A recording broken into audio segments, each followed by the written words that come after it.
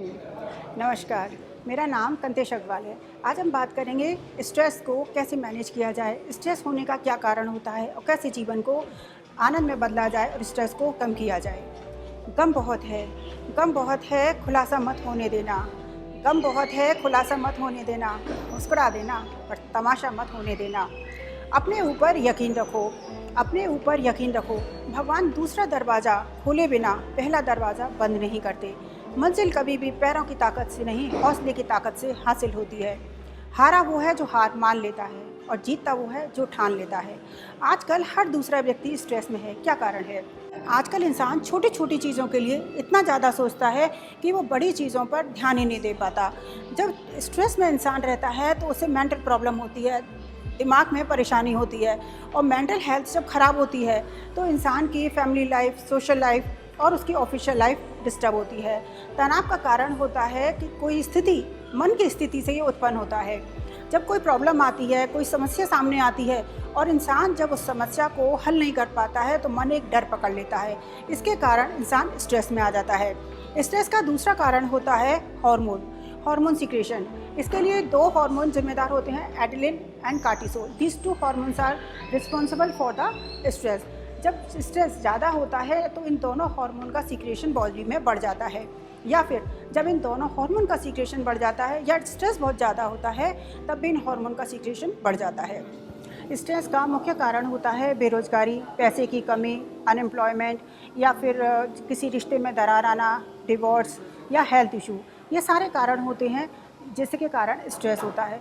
Stress में देखा जाता है कि कई बार इंसान बहुत ज़्यादा खाने लगता है। वो अपने आप को बार बार कुछ ना कुछ खाकर एक फील करना चाहता है अपने आप को। कई बार ऐसा देखा जाता है कि इंसान की भूख प्यास बिल्कुल ख़त्म हो जाती है। हमेशा एक बैलेंस डाइट का ध्यान रखना चाहिए, यानी कि एक बैलेंस डाइट का अर्थ होता है कि जो आप अपनी प्लेट सर्व करें उसमें प्रॉपर वे में protein, vitamin, mineral and carbs होनी चाहिए। इससे बॉडी हेल्दी रहती है। जब हेल्दी बॉडी होती है तो माइंड हेल्दी होता है। जब बॉडी और माइंड हेल्दी होता है तो लाइफ में कोई भी प्रॉब्लम आती है तो आप उसको आसानी से सॉल्व कर सकते हैं। लेकिन फूड जो होता है एक हीलिंग का भी काम करता है। फूड एक हीलिंग का काम करता है, तो ट्रीट योरसेल्फ। कभी कभी अपने आप को ट्रीट करना चाहिए। जैसे कि आपने देखा है कई बार किचन में जब बहुत अच्छा खाना बनता है तो माउथ वाटरिंग या टेम्पटिंग फूड जब होता है तो इंसान सोचता है जल्दी बने और आप उसको ट्राई करें। माइंड डाइवर्ट होता है, इसलिए कभी कभी अपने आप को ट्रीट करना चाहिए, अच्छा खाना खाना चाहिए। वो एक हीलिंग का काम करता है। कभी कभी स्ट्रेस में देखा जाता है कि इंसान बहुत ज़्यादा सोता है, जहाँ बैठता है वहाँ उसे नींद आ जाती है। कई बार इंसान बिल्कुल नहीं सोता है। कई बार स्ट्रेस में बहुत ज़्यादा गुस्सा आता है। कई बार स्ट्रेस में इंसान शराब पीने लगता है, कुछ नशा करने लगता है। कई बार देखा जाता है कि इंसान को पहले जिस चीज़ में इंटरेस्ट होता है वो भी इंटरेस्ट चला जाता है। स्ट्रेस को कम करने के लिए ज़िंदगी में एक दोस्त ज़रूर बनाना चाहिए। ये दोस्त आपकी माँ हो सकती है, फादर हो सकता है, फ्रेंड हो सकता है या कोई सिस्टर एंड ब्रदर। जब आपके जीवन में कोई ऐसा फ्रेंड होता है जिसके साथ आप प्रॉब्लम को शेयर कर पाते हैं, पूरी तरह एम्प्टी हो जाते हैं, उसको पूरी चीज़ बता देते हैं, खाली हो जाते हैं, तो स्ट्रेस को कम करने में काफ़ी हद तक मदद होती है। स्ट्रेस में इंसान को गुस्सा बहुत आता है। ये गुस्सा क्या है? What is anger? How you can define the word anger? Anger is a huge collection of your energy. जब बॉडी में शक्ति बहुत ज़्यादा इकट्ठी हो जाती है तो इंसान को गुस्सा आता है। इस शक्ति को जब पॉजिटिव वे में यूज़ कर लेते हैं तो नेगेटिव करने के लिए कुछ नहीं बचता। जब आपको गुस्सा बहुत आने लगे, आपको स्ट्रेस होने लगे तो खूब एक्सरसाइज करिए, योगा करिए, 5-10 किलोमीटर दौड़ कर आइए और कुछ ना हो तो अलमारी का सारा सामान निकाल कर फिर उसको फिल करिए। तो आपकी जो एनर्जी है वो जब पॉजिटिव कामों में यूज़ हो जाएगी तो आपके पास गुस्सा करने के लिए कुछ बचेगा ही नहीं। परफेक्शन की आदत से बचना चाहिए। अंधकार क्या है?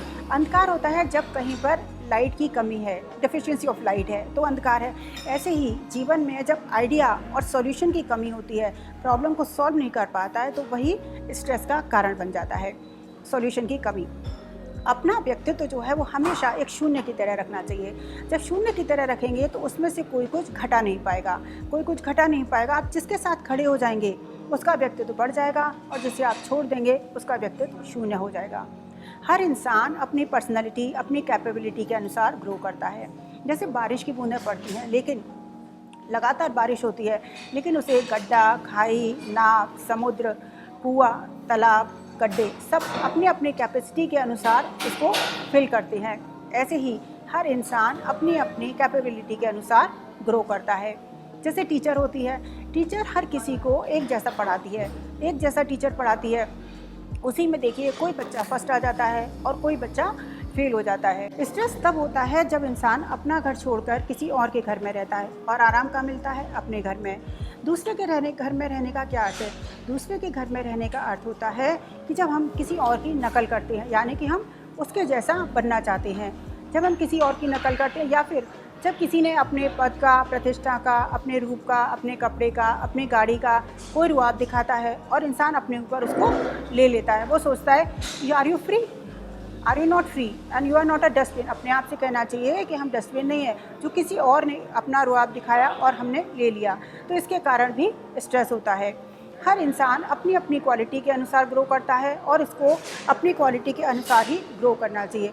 आदर्श हमेशा किसी बड़े इंसान को, आदर्श पुरुष को बनाना चाहिए। जैसे भगवान राम को रात में बताया गया कि सुबह उनका राज्याभिषेक होगा और सुबह होते ही उनको बताया गया कि उनको वनवास जाना है गेरुआ वस्त्र पहनकर। तो दोनों चीज़ों को भगवान राम ने आराम से एक स्थिति से लिया तो स्ट्रेस नहीं हुआ। ऐसे ही भगवान कृष्ण को राधा से प्यार था और वो राधा से शादी करना चाहते थे। जब उन्होंने शादी के लिए हाँ कर रहे थे, शादी करना चाह रहे थे, पर उनके गुरु ने कहा कि तुम मानव कल्याण के लिए जन्म लिया है, तुम मानव कल्याण के लिए पैदा हुए हो। तो कृष्ण भगवान जो थे उन्होंने एज इट इज़ उसको एक्सेप्ट करा और वो वहाँ से चले गए। एक बार एक राजा था, उसे शिकार खेलने का बहुत शौक़ था और वो शिकार खेलने के लिए साथियों के साथ जंगल में गए। जब वो जंगल में शिकार खेल रहे थे तो साथियों से बिछड़ गए और वो काफ़ी आगे चले गए। जब वो आगे निकल गए तो साथी उनके बहुत पीछे छूट गए और राजा अकेले रह गए। अकेले से राजा की भूख प्यास से हालत ख़राब हो रही थी। तभी उनको दूर एक कुटिया दिखाई दी। राजा उस कुटिया में गए, वहाँ पर एक व्यक्ति था। उसने कुटिया को खोला और राजा को अंदर बुलाया, उनको पानी पिलाया। राजा बहुत भूखे प्यासे थे तो उनको भोजन के लिए पूछा, तो राजा ने भोजन भी किया और रात में वहीं विश्राम किया।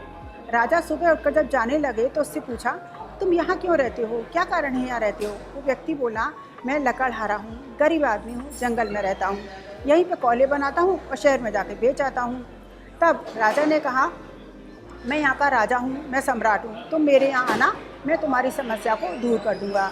तो वो व्यक्ति सुबह राजा के पास पहुँचा। राजा की आदेश के अनुसार राजा ने अपने वजीर को बुलाया और कहा कि जो हमारे पास चंदन के बाग हैं उनमें से तुम एक बाग इसको दे दो। तो राजा ने उसके नाम एक चंदन का बाग कर दिया। वो व्यक्ति बड़ा प्रसन्न हुआ और उस व्यक्ति ने वहाँ पे जो उसके चंदन के पेड़ थे वो वहीं लकड़ी को काटता, कोयले बनाता और शहर में बेच आता। ऐसे करके बहुत सारा वक्त निकल गया। उस व्यक्ति ने काफ़ी सारे कोयले बनाता और वो बेच आता। काफ़ी सारे साल जब निकल गए तो राजा एक बार वहीं से जा रहे थे। राजा ने सोचा, मैंने इसको बाग दिया है, चलो देखता हूँ, अब तो उसकी ज़िंदगी बहुत आसानी से और अच्छी बीत रही होगी। तो राजा उसके पास गए। राजा ने देखा जैसे वो पहले गरीब था वैसे ही गरीब है, वैसे ही उसकी कुटिया है। राजा ने कहा, तुम्हारा जीवन कैसा चल रहा है? बोला, अब बड़ा आराम है, यहीं पे मैं लकड़ी से काटता हूँ, यहीं कोयले बनाता हूँ और शहर में मैं बेच आता हूँ। राजा को बड़ा अफसोस हुआ कि मैंने इस अज्ञान व्यक्ति को इतनी अपनी कीमती चीज़ दे दी है। राजा ने अपने वजीर से कहा, तुम इसकी एक छोटी लकड़ी काटो और इसको दे दो। उसने कहा, तुम इस लकड़ी के पीस को शहर में जाकर बेच कर आओ। वो गया शहर में बेचने। जब उसने वहाँ बेचा तो जहाँ से भी वो निकलता पूरा जो माहौल था वो खुशबू से भर जाता। उस लकड़ी की कोई कुछ भी कीमत देने को तैयार हो जाता। उसने कीमत ली और राजा के पास वापस आ गया। राजा के पास वापस आया। राजा ने पूछा, तुम्हें इसको कितनी कीमत मिली है? बोला, इतनी कीमत मिली है जितनी मैंने पूरे ज़िंदगी में नहीं कमाई और मुझे बड़ा अफसोस है कि मैंने इन सारी लकड़ियों को जलाकर कोयला बना दिया। ये जो चंदन का बाग है ये क्या है? ये जो चंदन का बाग है ये है इंसान की सांसें। जैसे चंदन के सांस की तरह एक एक सांस की कीमत है और उस सांसों को इंसान स्ट्रेस में यानी कर करके वो कोयला बना देता है। तो इंसान को थोड़ा ध्यान रखना चाहिए कि वो अपने जीवन के साथ क्या कर रहा है। जैसे एक कमरा है और आपको वो अंधेरा लग रहा है, बाहर बहुत तेज़ सूरज निकल रहा है, बहुत सूरज की रोशनी है, लेकिन आपको क्योंकि अंधकार लग रहा है, आपने खिड़की बंद करी हुई है, उसमें पर्दे भी डाले हुए हैं। गलती किसकी है, आपकी या सूरज की? आपको क्या करना है, सिर्फ जरा सा पर्दा हटाना है, खिड़की खोलनी है, आपके हिस्से का पूरा सूरज स्वयं अंदर आ जाएगा।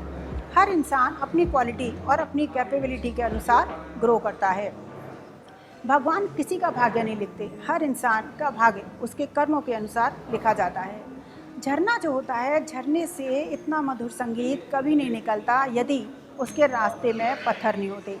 ऐसे ही ज़िंदगी में जब भी कोई परेशानी आती है तो वो ज़िंदगी को नुकसान पहुंचाने के लिए नहीं, स्ट्रेस देने के लिए नहीं, ज़िंदगी को और ज़्यादा आनंद और ज़्यादा मधुर बनाने के लिए हमारी ज़िंदगी में वो आता है।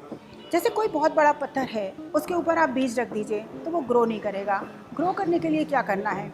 ग्रो करने के लिए हमें थोड़ी सी ज़मीन को खोदना पड़ेगा, उसमें बीज डालेंगे, फिर उसमें खाद डालेंगे, फिर उसमें पानी डालेंगे तो वो ग्रो होगा। इसी तरीके से जब भी कोई जीवन में परेशानी आए तो उस थोड़ा सा अपने अंदर जाकर उस समस्या को सुलझाकर थोड़ा आनंद से जब करेंगे तो उस समस्या का हल मिलता है। उदासी क्या है? उदासी एक गहराई है। उदासी एक गहराई है जो प्रसन्नता है। प्रसन्नता एक ऊपर का छिछलापन है, उदासी एक गहराई है। प्रसन्नता यदि शोर है, प्रसन्नता यदि शोर है तो उदासी एक मौन है। उदासी प्रसन्नता यदि दिन है तो उदासी एक रात है। प्रसन्नता यदि ऊपर की लहर है तो उदासी एक गहराई है। समुद्र की वो गहराई है जहाँ पर इंसान यदि डूब ना मरे, बिल्कुल डूब ना जाए और साक्षी भाव से यदि उस उदासी को देखता रहे, उस उदासी को साक्षी भाव से देखता रहे तो वो बहुत ज़्यादा ग्रो कर सकता है। जैसे आप ट्रेन में बैठे हैं, ट्रेन में आपके पास ट्रेन चल रही है और आपके पास बहुत बड़ा सूटकेस है। उस सूटकेस को आप सिर पर रख के बैठ जाएं कि यदि मैंने सूटकेस को नीचे रख दिया तो ट्रेन के ऊपर भार पड़ेगा। तो उस सूटकेस को चाहे आप सिर पे रखें, चाहे आप ट्रेन में रखें, भार ट्रेन पर ही पड़ेगा। इसी तरीके से आप जो भी काम कर रहे हैं उसमें स्ट्रेस लें या ना लें, काम जैसा होना है वो वैसा ही होगा। स्ट्रेस को कभी भी वीआईपी गेस्ट मत बनाइए। उस आप अपना काम करते रहिए तो स्ट्रेस अपने आप चला जाएगा। कैसे? जैसे माना आपके पैर में दर्द है तो ना तो आप पैर के दर्द का इलाज करा रहे हैं, ना आप उसके पैर के दर्द का मसाज करा रहे हैं। आप पैर को लेकर बैठे हैं और 10 लोगों को फ़ोन करके बता रहे हैं कि आज मेरे पैर में दर्द है, मेरे पैर में दर्द है। तो पैर का दर्द भी सोचेगा यहाँ मेरी बड़ी आग भगत हो रही है, हम बैठे रहें। करना क्या है? आप पैर के दर्द का इलाज कराइए, उसमें मसाज कराइए और अपना काम करते रहिए। उस पर फोकस मत करिए, उसको इम्पोर्टेंस मत दीजिए, तो वो अपने आप चला जाएगा। कब चला जाएगा आपको पता भी नहीं चलेगा। दुख पर या स्ट्रेस पर कभी फोकस नहीं करना चाहिए, क्योंकि जिस चीज़ पर हम फोकस करते हैं, ध्यान देते हैं, जीवन में वो चीज़ ग्रो करने लगती है, उठने लगती है। इसलिए हमेशा स्ट्रेस पर कभी भी ध्यान नहीं देना चाहिए। तो स्ट्रेस मैनेज करने के लिए हमेशा ध्यान रखनी चाहिए। पहले फूडिंग का ध्यान रखना चाहिए। कभी भी ज़िंदगी में कोई परेशानी आए तो उसका सॉल्यूशन आइडिया निकाल कर उसको ख़त्म करना चाहिए। नींद का ध्यान रखना चाहिए। जीवन में बहुत एक अच्छा दोस्त बनाना चाहिए।